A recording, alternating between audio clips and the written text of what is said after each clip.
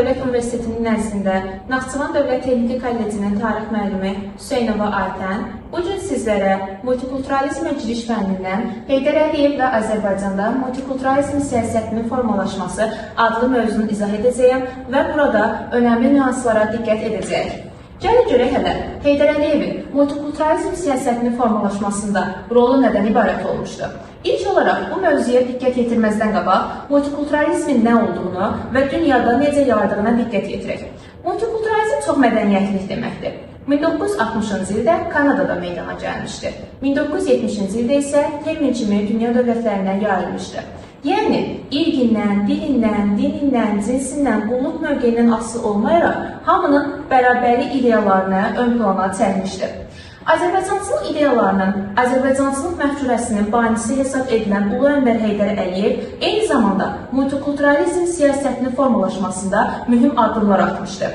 Multikulturalizm, multikultural dəyərlərin formalaşması gələcəkdə Azərbaycanın istər siyasi, istərsə də iqtisadi həyatına mühüm təsir göstərəcəkdir. Belə ki, multikulturalizm termininin formalaşması və multikultural dəyərlərin yayılması digər dünya dövlətlərində olduğu kimi Azərbaycanda da mövcud olmuşdur. Ulu Öndər Heydər Əliyev uzaqgörən siyasəti nəticəsində bu dəyərlərin Azərbaycanda formalaşması və inkişafının onun gələcək həyatına mühüm təsiri haqqında mühüm fikirlərini vurğulamışdır.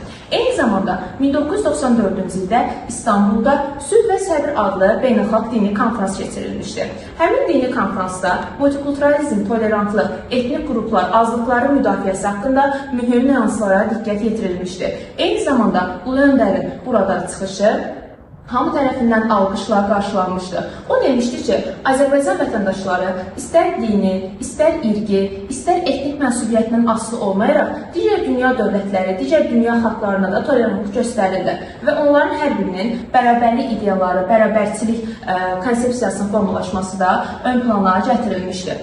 Gəlin digər nüansa diqqət yetirək. Yəni nədir? Konstitusiyada təsbit edilən tolerantlıq. Tolerantlıq nədir? İlk olaraq gəlin biz sizlərlə ona baxaq. Tolerantlıq sözünün mənası dözümlülük deməkdir. Multikulturalizm ideyasının əsasını təşkil edir. Yəni, azlıqlara hörmətlə yanaşılması, onların etnik dəyərlərinə, onların etnik mənsubiyyətinə hörmətin göstərilməsi deməkdir. Bir növü onların mədəniyyətlərinin sıxışdırılmaması elə tolerantlığın əsasını təşkil edir. Həmçinin multikulturalizm siyasətinin formalaşmasında assimilyasiya və izolyasiya adlı terminlərdə mövcud olmuşdur. Assimilyasiya sözünün mənası əridilmə deməkdir. Tamamilə tolerantlığın əksini ifadə edir. Əlbəttə ki, multikultural dəyərlərin formalaşmasında tolerantlığın rolunun mühüm olduğu kimi, bunun konstitusiyada təsbit olunması əsas ideyalardan birinə çevrilmişdir. Bildiyimiz kimi Azərbaycan Respublikasının konstitusiyası 1995-ci il 12 noyabr tarixində qəbul olunmuş və 27 noyabr tarixində isə qüvvəyə minmişdir. Elə Azərbaycan multikultural dəyərlərin inkişaf etdiyi bir dövrdə elə multikulturalizm siyasətinin əks olunduğu maddələr də konstitusiyada öz əksini tapmışdır. Həmin maddələr bərabərlik və din və dövlət maddələridir. Bərabərlik maddəsinin birinci bəndinin birinci hissəsində qeyd olunmuşdur ki, irqindən, dinindən, cinsindən, qulluq mövqeyindən asılı olmayaraq hamı qanun və məhkəmə qarşısında bərabərdir. Eyni zamanda kiminsə irqinə, dininə görə onların hər hansı bir hüquqlarının məhdudlaşdırılması və yaxud da onlara hər hansı bir güzəşt və yaxud da imtiyazların verilməsi qəti qadağan olunurdu.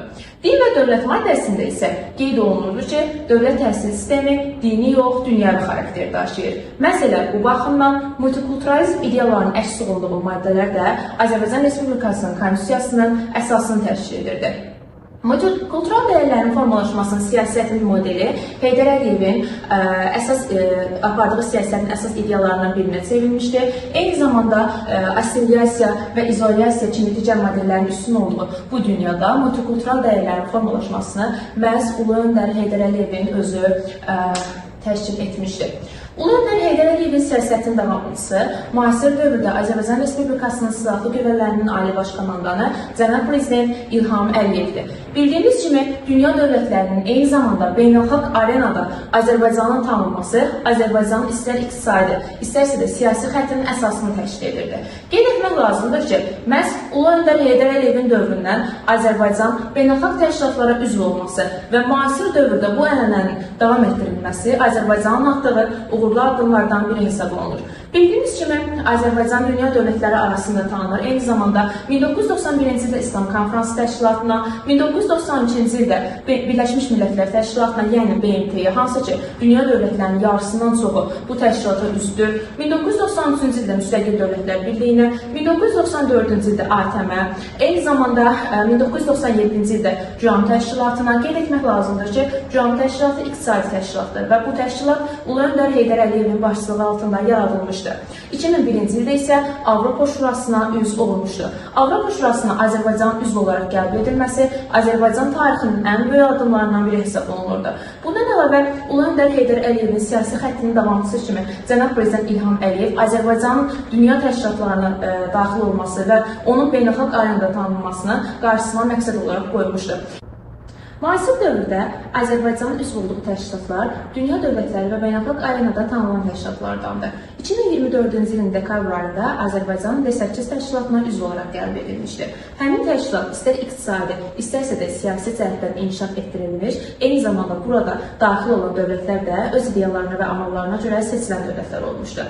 2026-cı ildə isə Cənab Prezidentin rəhbərliyi altında Azərbaycan Sülh Şurası təşkilatına üzv olmuşdur. Burada əsas məqsəd isə sülhü və əmin-amanlığı qorumaqdan ibarət idi. Və həmçinin onu da qeyd etməliyəm ki, Cənab Prezidentin verdiyi fərmana əsasən 2016-cı il Azərbaycanda multikulturalizm ili elan olunmuşdur. Burada əsas məqsəd isə multikultural dəyərlərin formalaşdırılması, bunların gənc tələbələrə, gənc nəslə aşılanması və mühüm tədbirlərin keçirilməsindən ibarət idi. Daha sonra multikultural dəyərlərin formalaşması və bunun inkişafında Mehriban xanım Əliyeva və Heydər Əliyev Fondunun rolu da mühümdür. Bildiyimiz kimi Heydər Əliyev Fondu Azərbaycan multikultural dəyərlərinin qorunub saxlanması və bunun təbliği ilə bağlı bir sıra mühüm tədbirlər keçirilmişdir. Burada biz hansı cəhətdə buna yanaşırıq? Daha çox qadınların rolu, uşaq hüquqlarının qorunması, qloballaşma və digər tarixi məsələlərə deməli toxunulmuşdur. Eyni zamanda BMT-nin konvensiyasına, UNESCO, UNICEF və digər proqramlara qoşulması da Azərbaycanın siyasi xəttinin əsasını təşkil etmiş və multikultural dəyərlərin formalaşması kimi mühüm addımdan ibarət olmuşdur. Həmçinin Heydər Əliyev Fondunda multikultural dəyərlərin formalaşmasında sülh və əmin-amanlıq içərisində birgə yaşama planı da öz əksini tapmışdır. Beynəlxalq hüququn normalarına uyğun olaraq Azərbaycan həmin normalara riayət etmiş, sülh və əmin-amanlıq içində yaşamağı qarşısına ideya və məqsəd olaraq da qoymuşdur. Bir də multikultural dəyərlərin formalaşmasında diaspora siyasəti və Azərbaycansız ideyalarını da biz ön plana çəkirik. Burada daha çox hansı nüanslara diqqət yetirilməli? Diaspora siyasəti, yəni dünyada yaşayan Azərbaycanlıların birlik, əmin-amanlıq içərisində formalaşması, Azərbaycanlılara qarşı edilən ədalətsizlikdə, haqsızlıqda bircə ideyaların formalaşması və digər dövlətlərin, digər xalqların Azərbaycanlara göstərdiyi köməklər ön plana çəkilmişdir. Eyni zamanda diaspora siyasətinin formalaşması və Azərbaycansız ideyalarının da məhfurəsinin də ön plana gətirilməsi yenə də Ulu Öndər Heydər Əliyevin adı ilə bağlı olmuşdur. 1993-cü ildə Ulu Öndər Heydər Əliyevin hakimiyyətə yenidən qayıtması və suverenliyimizi daim yaşatmaq, dövlət müstəqilliyini əbədi etmək onun qarşısında əsas məqsədlərdən birinə çevrilmişdir.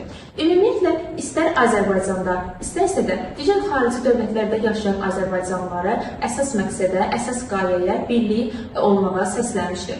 Eyni zamanda qeyd etməliyəm ki, Azərbaycan Respublikasının konstitusiyasında da əcnəbilər və vətəndaşlığı olmayan şəxslərdən əlavə əcnəbi dövlətdə yaşayan Azərbaycanlıların hüquqları qorunmuş və onların daim Azərbaycanın himayəsi altında olmağı da qəti şəkildə vurgulanmışdır. Qeyd etmək lazımdır ki, müasir dövrdə diasporla iş üzrə Dövlət Komitəsi yaradılmışdır. Həmin Dövlət Komitəsi keyfiyyət baxımından güclənmiş, eyni zamanda Cənab Prezident İlham Əliyev bu haqda öz qızıl qeydlərini səsləndirmişdir. Diaspor təşkilatlarımız keyfiyyət baxımından güclənir və onların fəaliyyəti daha məqsədyönlü hesab edilmişdir. Müasir dövrdə əziz tələbələrimiz Azərbaycanda multikultural dəyərlər inkişaf edir və multikulturalizm siyasətinin formalaşması əsas qayələrdən, əsas məqsədlərdən birinə çevrilmişdir. Fənnin istər tədris, istərsə də keyfiyyət baxımından əsas məqsədi sizə gələcək olan dəyərləri aşılamaq, istər etnik mənsubiyyətindən, istər dilindən, dinindən, irqindən, yəni heç bir baxımdan fərq olmayaraq hamının bərabərlik ideyaları öz əksini tapmışdır. Ümid edirəm ki, dərsimiz sizlər üçün maraqlı olar. Gələn dərslərə dək görüşənədək.